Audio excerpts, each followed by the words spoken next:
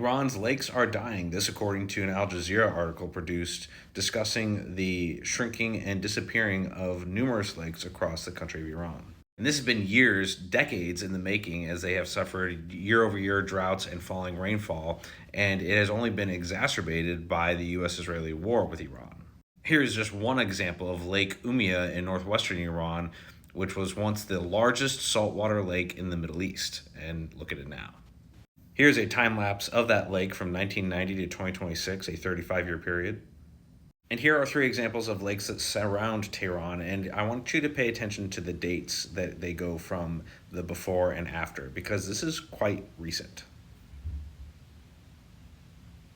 Those last three were basically over a 7-year period, so it is exponentially getting worse. And here is a graph depicting how their water is ideally supposed to be used and how it is actually being used. They are basically consuming more than they're able to replenish.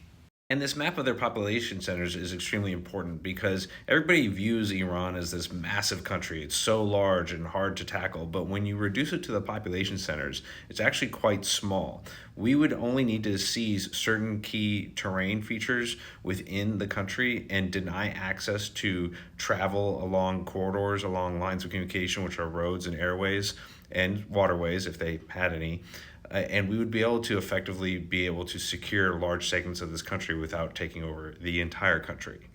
But this water crisis leads to a food shortage, and an army marches and moves on its stomach. And their army has largely been unnoticed in this entire conflict because there's nothing for them to strike. And honestly, if we were to take ground, they might not even be able to move within distance because we will have secured key lines of approach, key terrain, and they will be so demoralized and so starved out that there would be no will or need to even fight. That could be a potential outcome sometime down the road.